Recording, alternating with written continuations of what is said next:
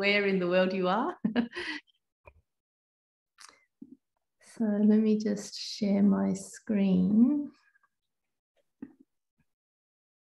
Okay, so we're on our last leg of this race, the 4-day marathon. And I know that in a way the lectures are structured so that it's much more enjoyable and easygoing with Siyi Fasu, and then it's a little bit more serious with me, and then it's in the deep end very serious with Venerable Tangzi. So we're slowly building you up to the real stuff when Venerable Tangzi comes to give you your talk. But yeah, so it's the last day, and and I'm very happy to see most of you are able to attend the lessons. And from this, I really hope that in a way you can see the breadth of the Dharma and how much you can learn, because there are many, humorous stories found in the sutras. But when you read the stories and you look deep into them, there's a lot of Dharma in there that we can learn from. And then, of course, if you start to learn about, the fundamentals and basics, which is what I'm covering, the fundamental of the Triple Gem, taking refuge in the Triple Gem, it's also important that as Buddhist practitioners, we review our fundamental studies every now and then, just to get us, back on the right track sometimes when we get lost, or to remind us of our path, our motivation, our goal, when, life gets too busy, particularly for lay Buddhists. It's, I think it's quite good to review some of the fundamentals, just to make sure that, you solidify your foundations in your practice. And then don't forget that you need to take your study further. And so not only do you need to learn about a lot of the technical terms, you need to understand what they mean in practice and so forth. It's very dry, but the more you learn, then the more different types of sutras and texts you will be able to study on your own in future as well. So for my part, we're talking about taking refuge in the Triple Gem.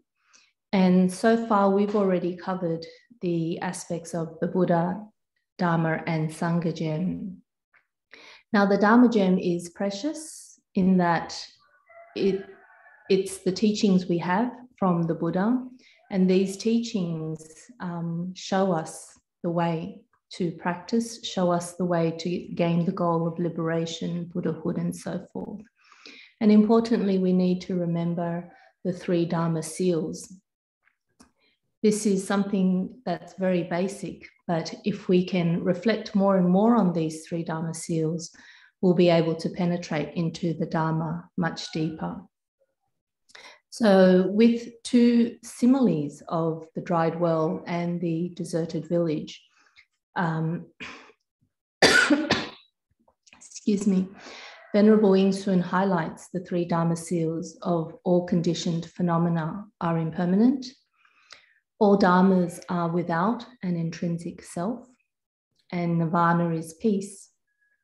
And in order to attain nirvana, we need to practice and observe impermanence and this lack of an intrinsic self in both ourselves, other beings, and all phenomena that we come across in life.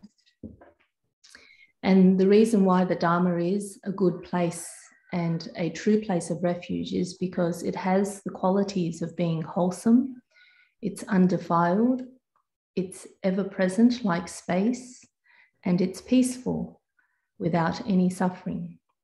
So remember, Dharma can also refer to nirvana.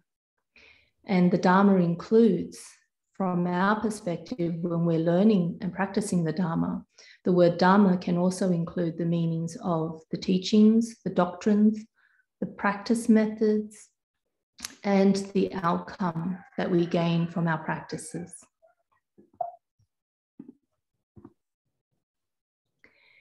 And then we covered the Sangha gem and why the Sangha gem is also precious and a place of refuge. So with all monastics that follow the Buddha's teachings, we are, as monastic disciples, part of the Sangha. And we practice the Dharma in terms of studying the doctrines, practicing the methods, upholding the Vinaya, and so forth. And ultimately, the Sangha members have the same goal. A true Sangha member, that is, one who's serious about their practice. True Sangha members have the same goal, which is the aim of liberation, nirvana. And of course, for some on the Bodhisattva path, their goal is Buddhahood. Now, the Sangha is united by the Dharma. We don't follow the Buddha blindly by authoritarian rule or anything like that. We follow the Buddha because he created this place for us to practice where there is harmony in both material and doctrinal aspects. And this is done through the Dharma. So there are two main functions of the Sangha. One is that it supports each individual in their spiritual practice along the path. And the other is that the Sangha protects and promotes the Dharma to benefit more beings going forward. And so for lay Buddhists, taking refuge in the Dharma is important because that's how you can connect with Buddhism. That's how you can connect with the Dharma and come to know the Buddha as well. And for lay Buddhists, it's important that you guard against criticizing or having negativity towards any Sangha members. Because remember, being outside of the Sangha and not being inside and not knowing the functioning of the Sangha groups and so forth, it's not proper to make comments and criticisms, even if it appears that that particular member has done something wrong. So this is for your own sake, so that you don't create negative karma that obstructs your practice in future. So it's not saying that the Sangha members are beyond reproach or anything, but from your own practice point of view, it's best that you not criticize Sangha members so that you don't create that type of karma, negative karma for yourself. So now we move to the final part, which is to look at the worldly and the transcendental Dharma, as well as the actual act of taking refuge. So this next verse says that the true virtues of the Triple Gem is its nature of purity and being undefiled. Transformation of this world needs the worldly and transcendental Triple Gem. May the Buddha Dharma remain for a long time. Now, each religion has its founder, its doctrines, and its clergy. And among the religions in this world, the Triple Gem is considered the most pure and perfect within these three aspects. Nonetheless, not all Buddha images and not all Sangha members necessarily meet the standard of perfection. Now, we should understand that the transcendental Triple Gem is perfect in every way. But as ordinary beings who have just embarked on the path of Buddhahood, when we say protect and support the Triple Gem, it refers to the worldly Triple Gem that exists in our world and in our present time. After Sakyamuni Buddha passed away, the Buddha gem that we have, that we can come across and make contact with, is basically in the form of Buddha images. And these can be carved from precious stone like jade, or it can be carved from wood, made from gold, copper, plastic, or even just drawn on paper. Now, because these are created by human beings, we can even see differences simply from the different cultures.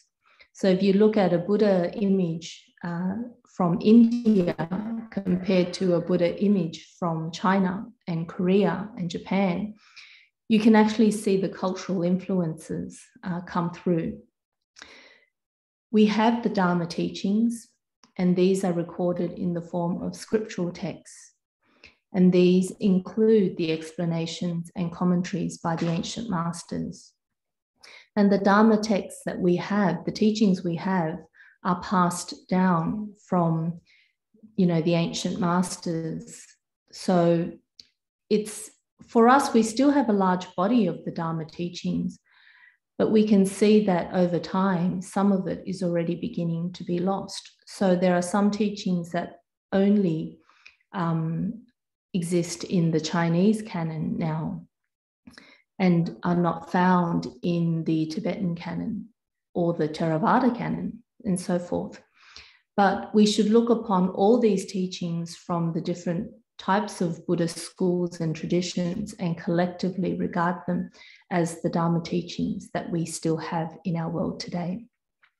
And of course, the Sangha gem that we have, this worldly Sangha gem that we have, refers to all the ordained monks and nuns.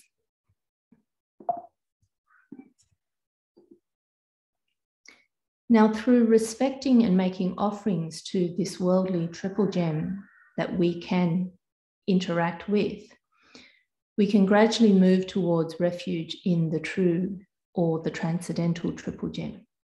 So this is just like when Sakyamuni Buddha was alive in this world. He was the Buddha gem. His teachings that he gave, the sermons that he presented on the Four Noble Truths, dependent co-arising, nirvana, etc., they were and still are the Dharma gem.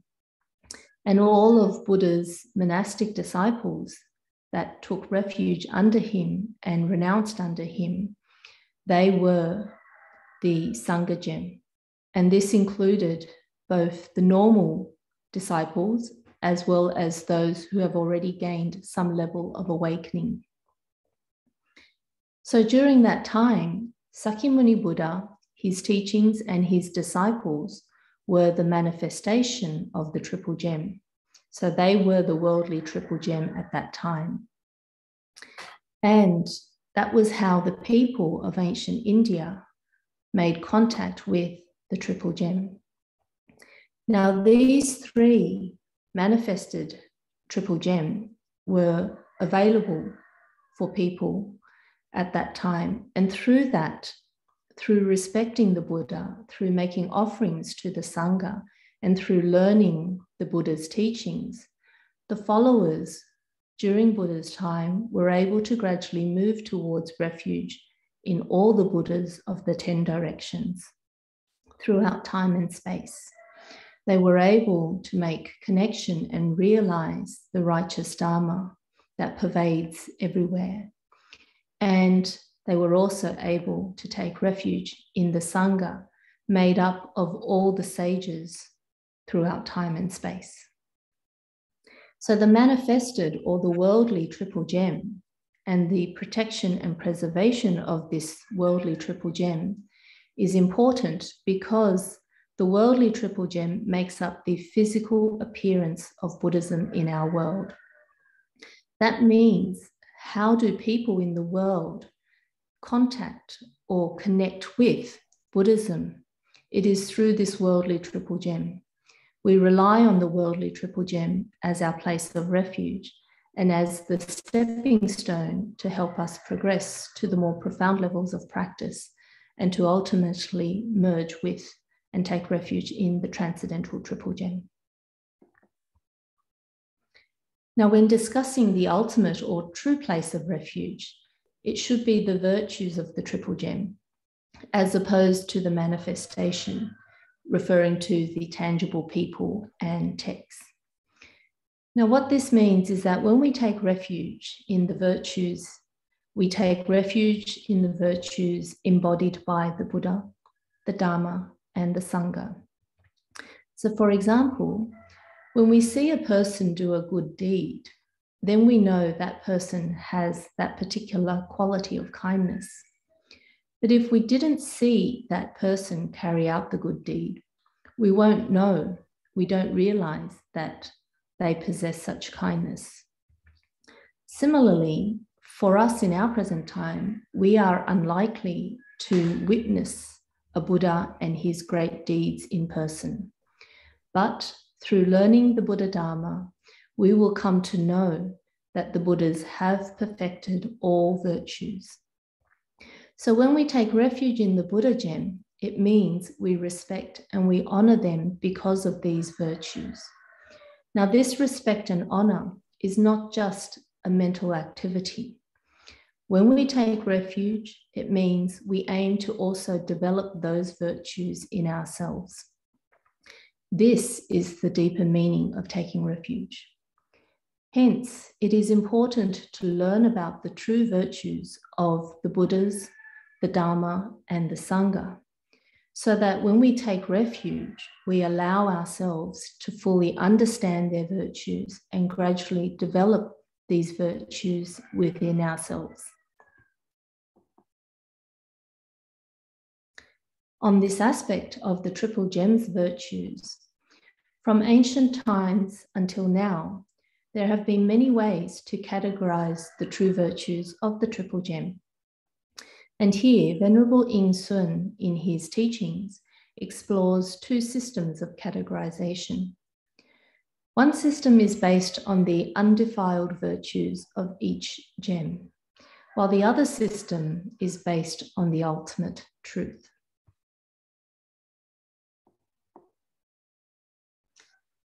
So under the first system that Venerable Yin-Shun shows us, the Buddha gem here then refers to the undefiled virtues of a Buddha or all the Buddhas. And according to the Sravakayana teachings, these undefiled virtues can be summarized as the 5 parts of the Dhammakaya. And these 5 parts of the Dhammakaya are the 5 qualities of purity of precepts, referring to morality, meditative tranquility, omniscient wisdom, liberation from conditioned existence, that is the attainment of nirvana or the realization of nirvana, and perfect knowledge of liberation. Based on the Mahayana teachings, the true Buddha gem encompasses all the undefiled virtues that arise from having realized and developed unsurpassed Bodhi or Buddha's wisdom.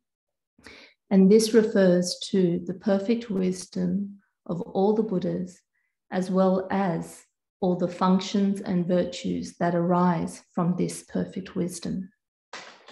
So this means every Buddha possesses these great undefiled virtues, whether you look at it from the Sravakayana teachings or the Mahayana teachings.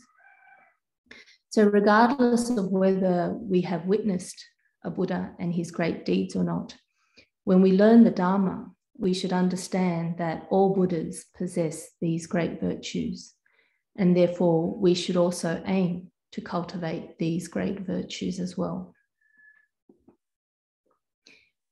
In terms of the righteous Dharma, it also refers to nirvana, and this is the true Dharma gem.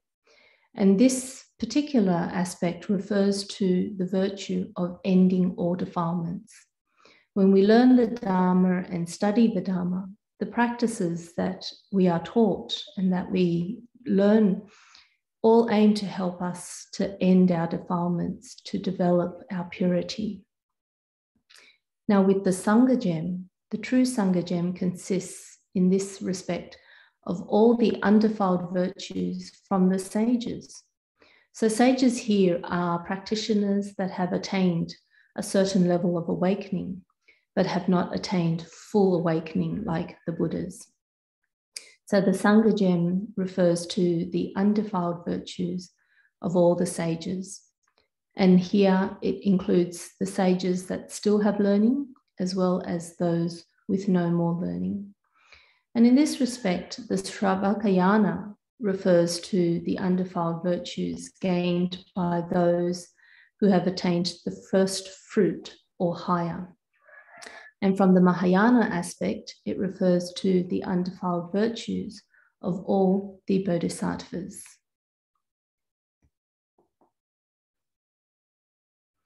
So that was one categorization based on the virtues of each gem. Now here is another categorization that Venerable Yin-Shun has shown us. And this categorization is based on the ultimate truth. So it is with the realization or awakening to this truth that a being becomes a Buddha, and the Sangha gem possesses the qualities that make them a sage. So under this system, it uses the triple gem to actually explain the truth from different aspects. Here, the Buddha gem refers to the ultimate, perfect, and pure Dharma realm, or Dharmakaya. So not only does it refer to the truth, it also includes all the manifested forms and functions that each Buddha possesses when they perfectly awaken to this truth. The Sangha gem reflects the partially manifested pure Dharma realm, or Dharmakaya, because these sages have only partially awakened to this truth, unlike the Buddhas. They have not fully and perfectly awakened to the truth. So in this sense, the Buddha and Sangha are the subject aspect, or the persons that can awaken to the truth. Now, the Dharma gem is the pure Dharma realm itself that pervades the 10 directions and has the qualities of neither increasing nor decreasing, and neither distinct nor the same. So the Dharma gem reflects the pure Dharma realm and is the object to be awakened to. Now, in the Dharma teachings, when you come across the general references to the single essence of the triple gem, the virtues of the triple gem, and the worldly triple gem, all of these descriptions are referring to or trying to give meaning to the triple gem, but from different aspects. So we're trying to explain the triple gem from the various aspects. In summary, the true virtues of the transcendental triple gem are undefiled and do not align with defilement and afflictions at all. This means that the true triple gem does not arise from causes and conditions that accord with defilement. This undefiled triple gem has a nature that is pure, and this is our true place of refuge. The true triple gem has both conditioned and unconditioned virtues.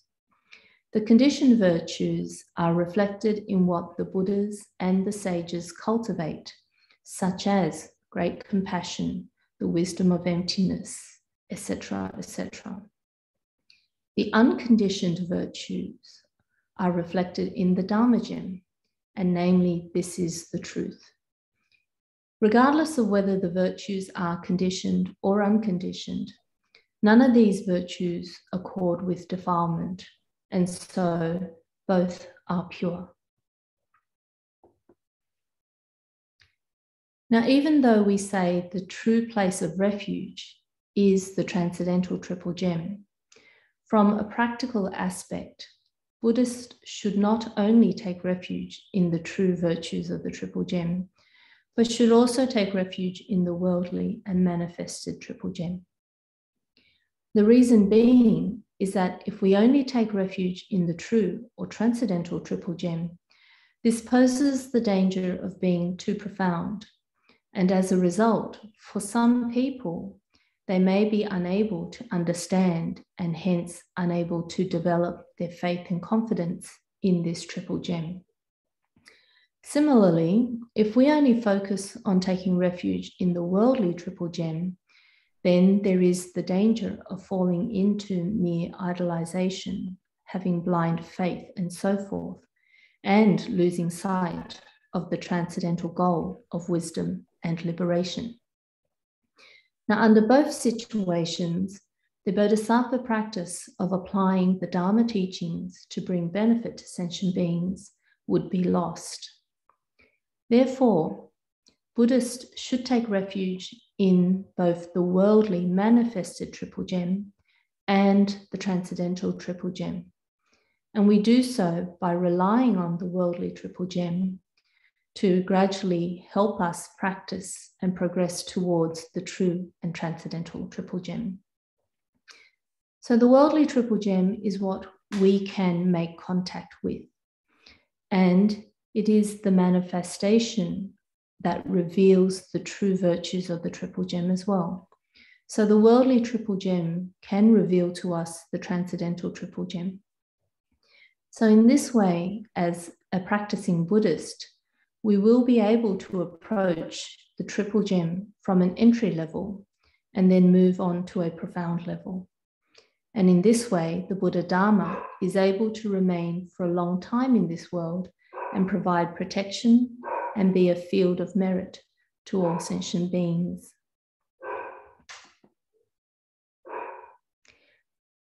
Now we move on to the act of taking refuge.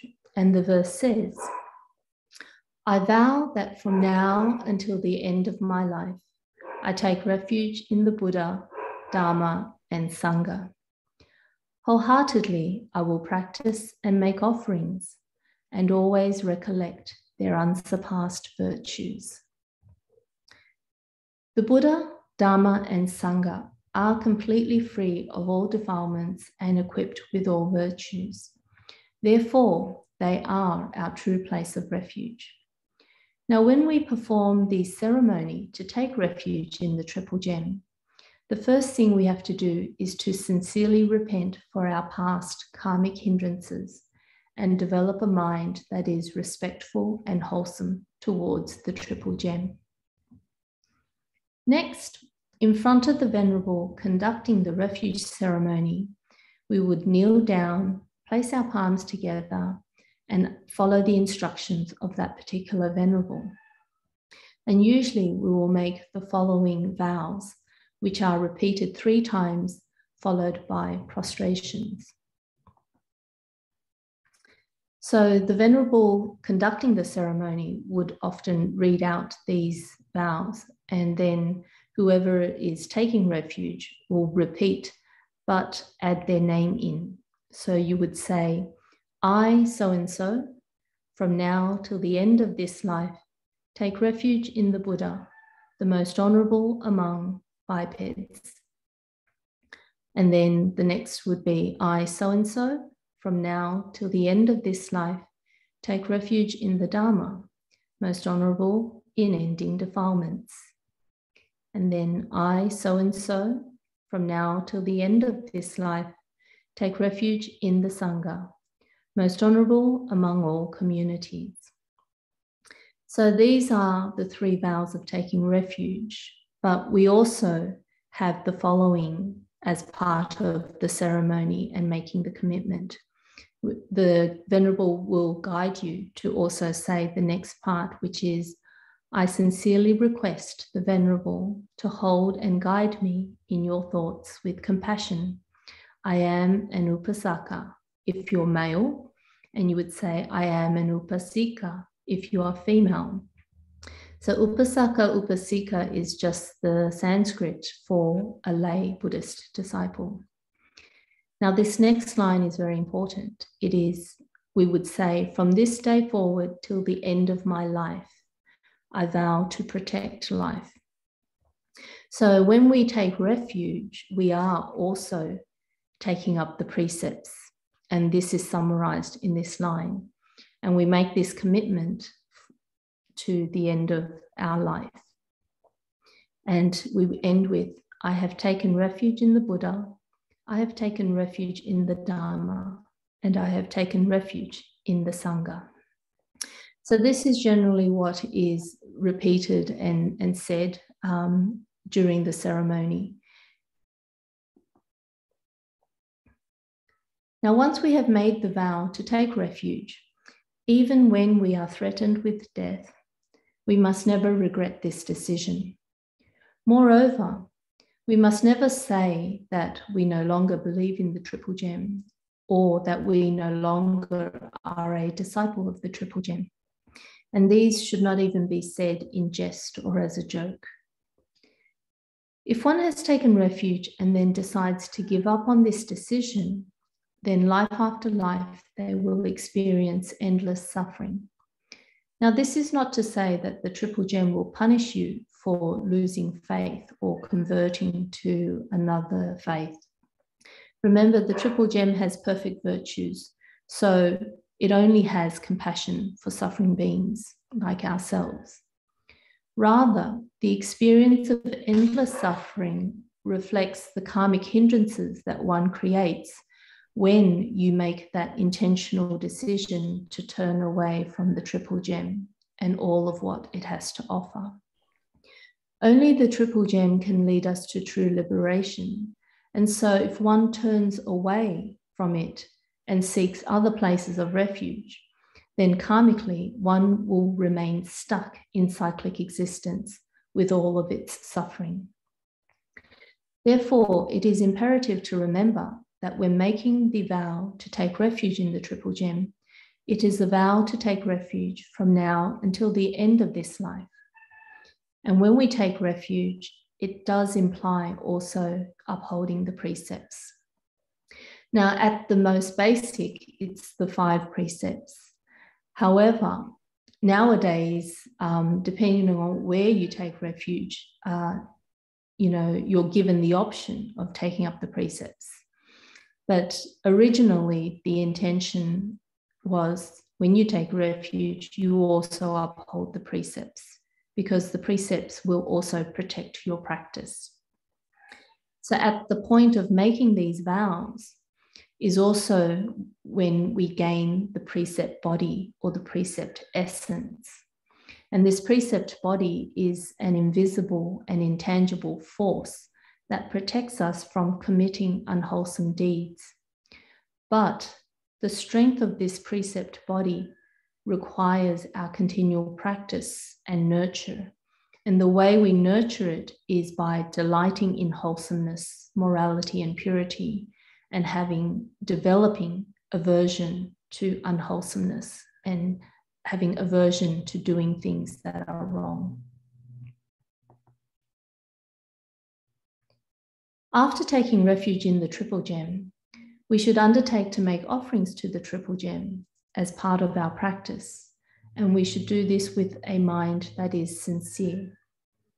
So this means towards all the Buddha images, including the stupas and the relics, as well as the scriptural texts and Sangha members, the 3 Triple Gem that we can make contact with. We should respect them equally, not hold disdain. And even if they're not so pleasing to the eye or in poor condition, we should still hold them in high regard. And in this respect, what I'm saying is, sometimes a Buddha statue may not be carved so skillfully, and so the result may not be pleasing to our eye. Or sometimes we look at, we're used to looking at, say, an Indian image of the Buddha, and then you come across a Korean image of the Buddha, and it's quite different. And then you might think, oh, this is an ugly statue. You need to guard against those types of thoughts when you see the different images of the Buddhas from the different cultures. Making offerings to the Buddha gem includes making or doing prostrations, praising the Triple Gem, praising the Buddha, circumambulation, which is where you walk around the Buddha statue and you recite the Buddha's names, or making offerings of incense, flowers, lights, and so forth, and having various decorative adornments to make the whole Buddha statue and the altar nice and appealing.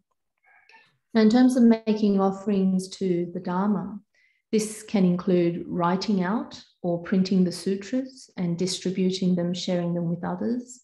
It can also include adorning the sutras and texts with nice covers, as well as using incense and flowers and such as offerings and decorations. Now, in terms of making offerings to the Sangha, this includes provision of clothing, food, furniture, medicine, and other daily necessities. But please remember that when you decide to make an offering to the Sangha, that offering should meet the criteria of purity as taught in the Buddha Dharma. And this particular criteria means that when you make an offering to the Sangha, it should be proper and it should not be an improper offering. So improper here has many aspects, and in summary, it could be that the item itself is not suitable for the monastics to use, or it could be that the way you attained the item was illegal or dishonest.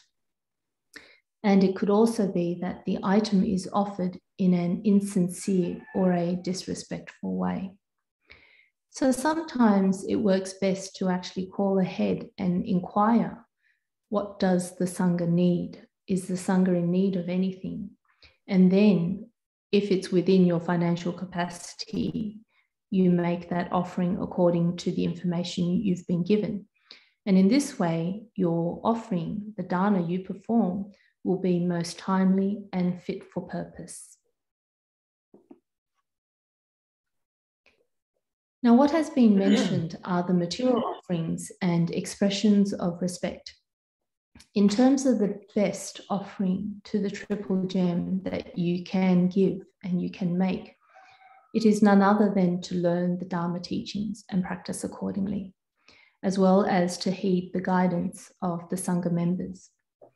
In other words, diligent practice and study of the Dharma is the best offering a Buddhist can make to the triple gem. So this means you don't have to be rich to make and make a lot of material offerings. Of course, it's a worldly necessity that monasteries and temples face in terms of living and existing in this world. We do need economic support, but all this should be done within your own capacity.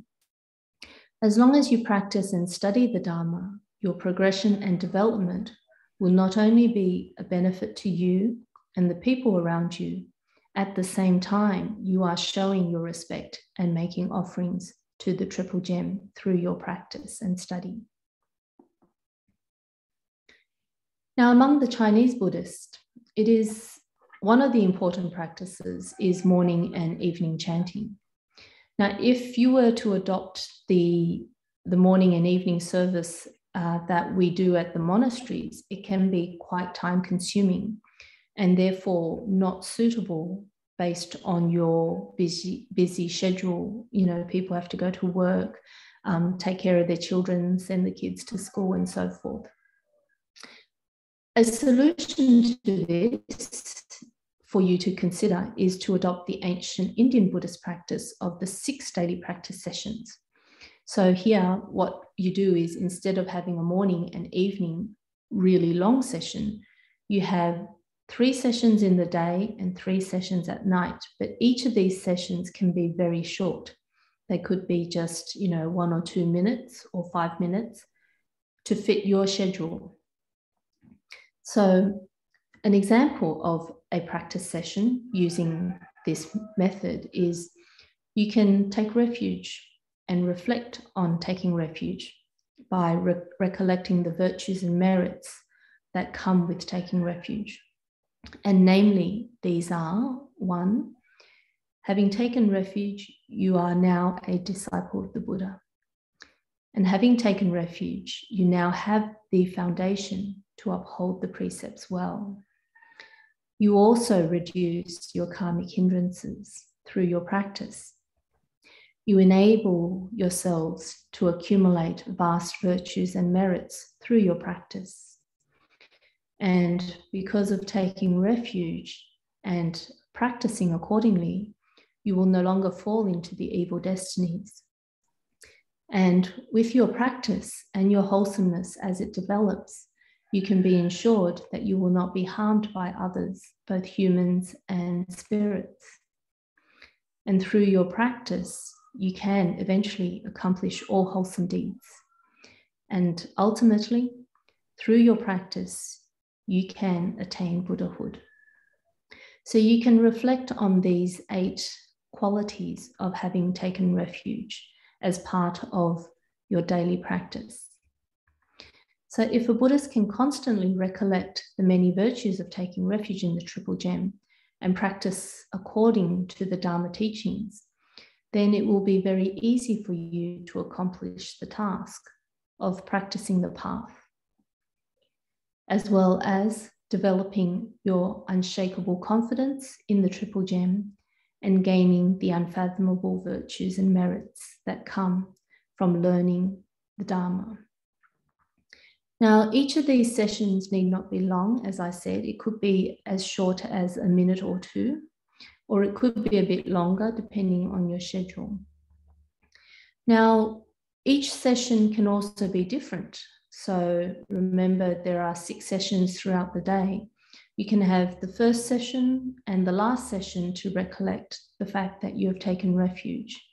And then the in-between sessions can also be filled in with, short meditation sessions or chanting the Buddha's names or a few prostrations, etc. Basically, you decide what is the best way to practice based on your own lifestyle and your busy schedule.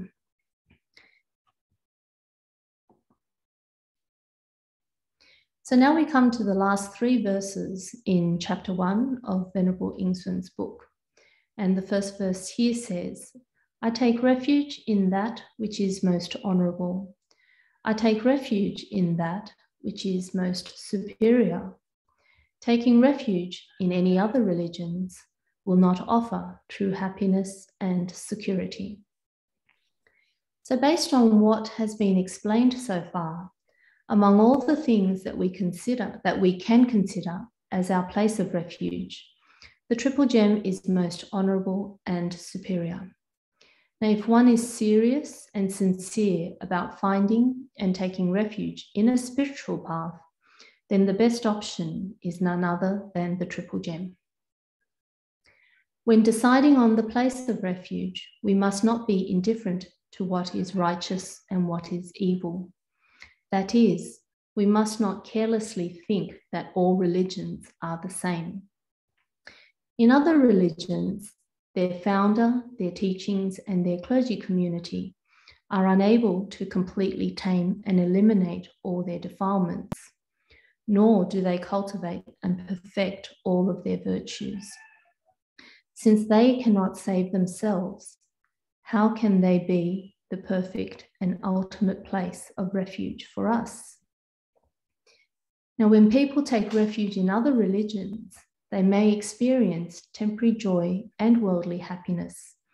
But given that those teachings do not aim for the ultimate transcendence, they will not attain the joy and security arising from transcendental virtues. And here, security refers to the safety and stability which comes with the ultimate and lasting happiness of nirvana. The next verse is, this act of taking refuge is founded on the basis of sincere confidence. Taking refuge in the Triple Gem, we head in that direction. Relying on the Triple Gem, we attain true deliverance. So far, we have already canvassed the aspects of having the wish to take refuge in something, the true object in which we can take refuge in, and the ceremony involved when taking refuge in the Triple Gem. When we talk about taking refuge, it means to have a pure and sincere confidence in the Triple Gem. In other words, we have a confidence in the Triple Gem and we know that it is the true place of refuge, because taking refuge, we can gain many virtues. Now, this confidence should be something that is developed through proper understanding, right understanding about the virtues of the Triple Gem. And it is not something that is simply developed through blind faith. Even for those of you who have studied and practiced Buddhism for a long time, you should always ask yourself and reflect, how well do you know the Triple Gem? Do you know all the aspects of the Triple Gem, all the facets of the Triple Gem? After learning about the Triple Gem and that it has all kinds of virtues, we make the vow to become a disciple of the Buddha, establish confidence in the Triple Gem, and practice according to the Dharma and the guidance of the Sangha, as well as seeking the blessings and protections of the Triple Gem. Taking refuge is founded on the basis of confidence, which is a faith that is grounded in wisdom. Therefore, after one has taken refuge in the Triple Gem, one should devote themselves wholeheartedly, both body and mind, to the Triple Gem, and should no longer turn to the heavens, spirits, and other spiritual practices. Moreover, at any time and place, one's devotion and intentions are directed towards the Triple Gem. That means one completely immerses themselves in the embrace of the Triple Gem. So this can be likened to the situation where a child is lost at the crossroads. So there are many cars moving about, and this lost child is running around frantically looking for its mother. And so if you think about it, the situation is quite dangerous. But right at this point in time, when the child finally sees their mother and runs directly into her arms, falling into her embrace and protection, the child feels safe. This feeling of taking refuge in the Triple Gem is just like this, falling into the protection of our mother. When we take refuge in the Triple Gem with this kind of mentality, then we can rely on the protection of the Triple Gem and gain true deliverance. In the Sanskrit language, the words or the term to take refuge actually includes the meaning of gaining deliverance. And therefore, the virtues and protection that the Triple Gem can offer us is that it can bless us and guide us. It can bless and guide all those who take refuge in them, and cause them to reach the state where there is lasting happiness and no more suffering. So in summary, from the aspect of the person who can take refuge in the Triple Gem, taking refuge is to establish confidence in the Triple Gem and vow to seek the protection and guidance of the Triple Gem. From the aspect of the Triple Gem in which one takes refuge, it has unfathomable virtues and powers to bless those who take refuge in them, and it can guide people towards the state of nirvana. Now, the last verse says, those who decide to take refuge with their life, and here life means both body and mind, and rely on their own efforts to practice accordingly, such persons are able to accord with the true meaning of taking refuge. Now, ordinarily, the idea of taking refuge or devotion to a religion is a form of faith where one hopes that by accepting the assistance of an external power, they can rely on this power to gain salvation. This is the normal situation found in most worldly religions that are based on an external strength, such as a creator being or a super being. However, the Buddha Dharma not only has external support, such as the conditions provided by the Pure Land practice and so forth, it also embodies the aspect which is unique to Buddhism and not found in other religions.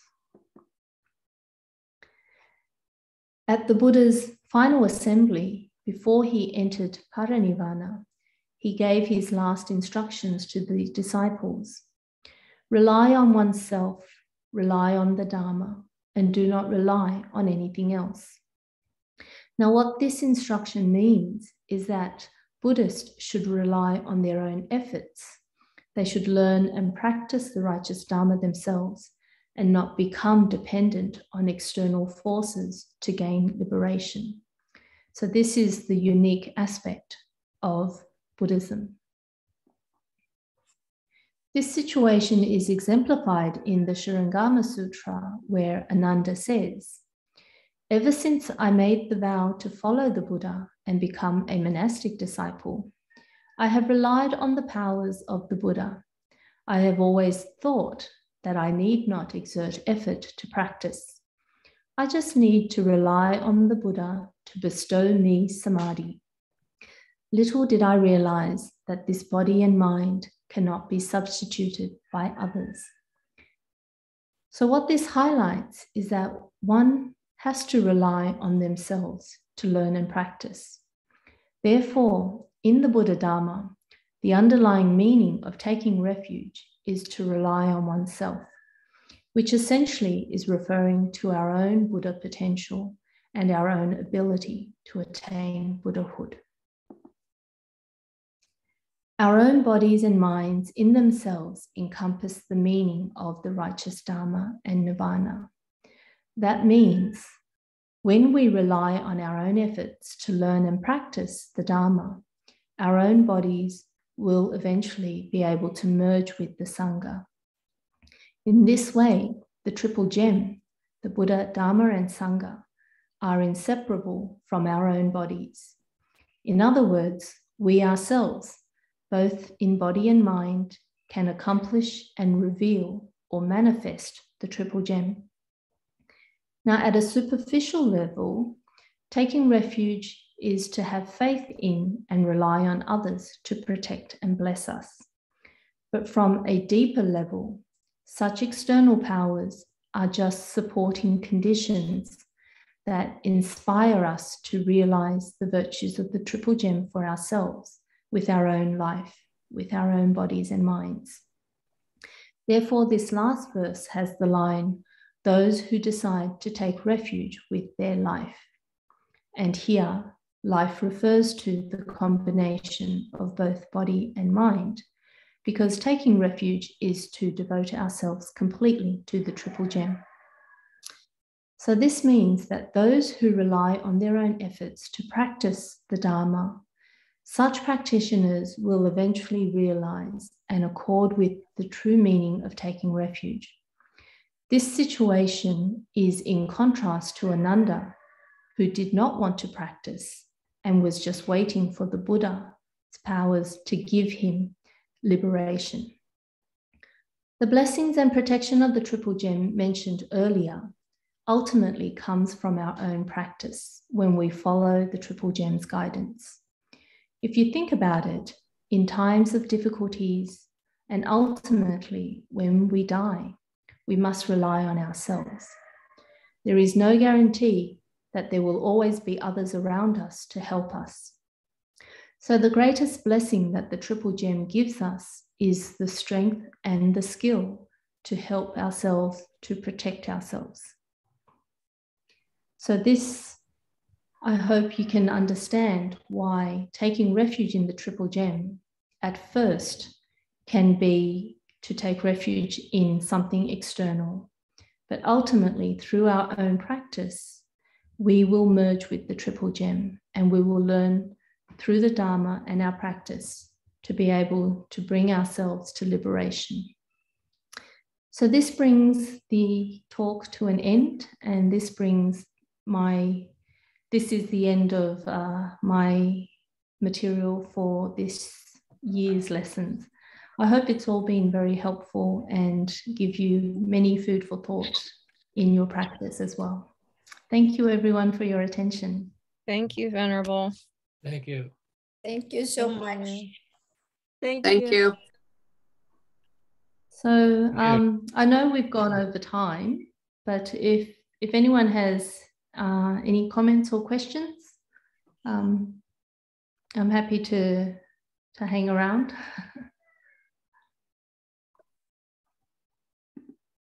It was all very clear. Thank you, Michael. I'm just curious, has everyone done the refuge vow here? I know we have four, but has Not everyone everyone. done the formal refuge vow ceremony? No, we asked that question before, and most people, but not everyone. Yeah. Yeah. I'm assuming, you know, some people are quite new to Buddhism, and so they're still trying to figure out what is Buddhism, what is the Buddha, and so forth. And in that respect, I hope that over these 4 lessons, it's being able to fill in some of that missing information and give them some direction in terms of what else to look out for, what else to study. And hopefully they will then be able to develop their own confidence in the Triple Gem and make that decision whether or not they want to take refuge. Yeah. Yeah. But even for myself, you know, as a Buddhist nun, each time I read this particular material about the Triple Gem, I always pick up something new, or maybe it's something I had forgotten and then I remember again. And that's why I find that reviewing a lot of these fundamental teachings and aspects of Buddhism is also a good practice for us in terms of our own learning. Because when we consolidate our foundation, then when we read some of the more advanced teachings, it slowly actually becomes a lot easier.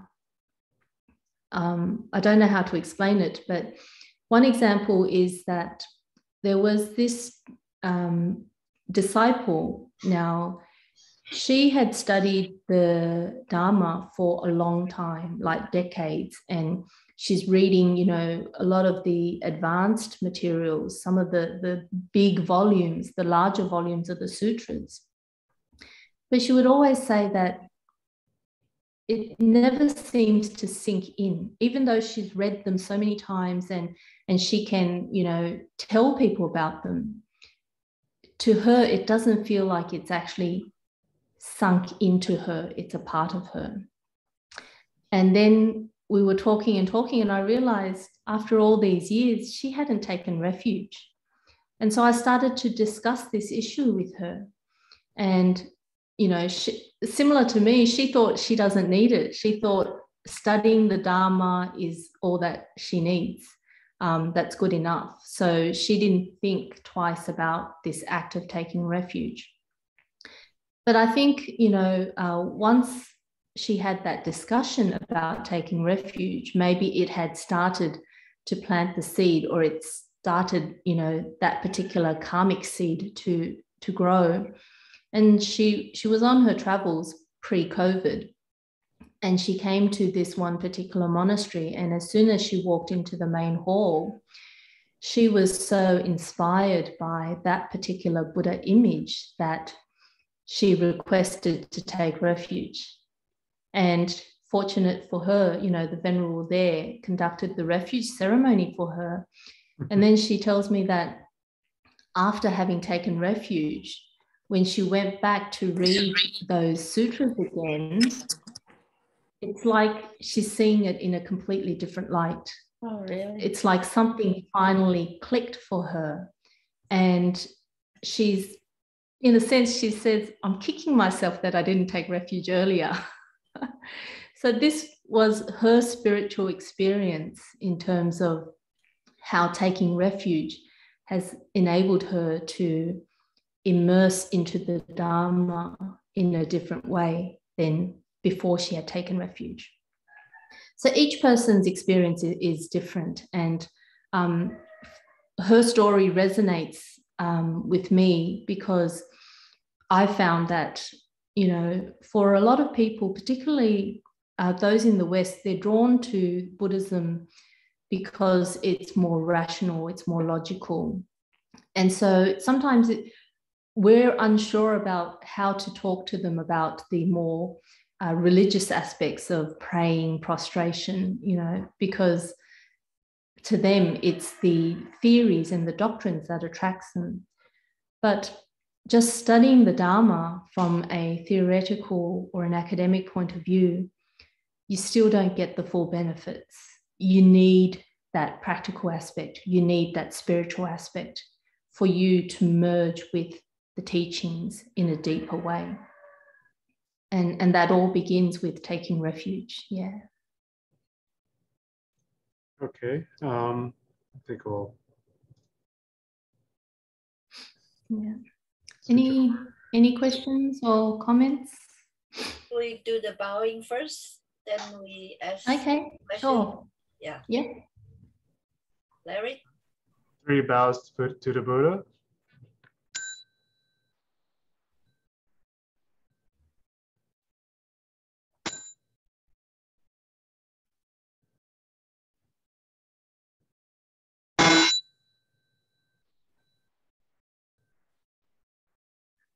Bow to the teacher.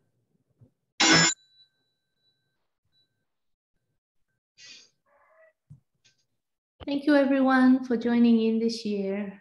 Thank you. Thank you for coming. Thank you very much. Yes. Wonderful. Thanks. See you very soon. Yes.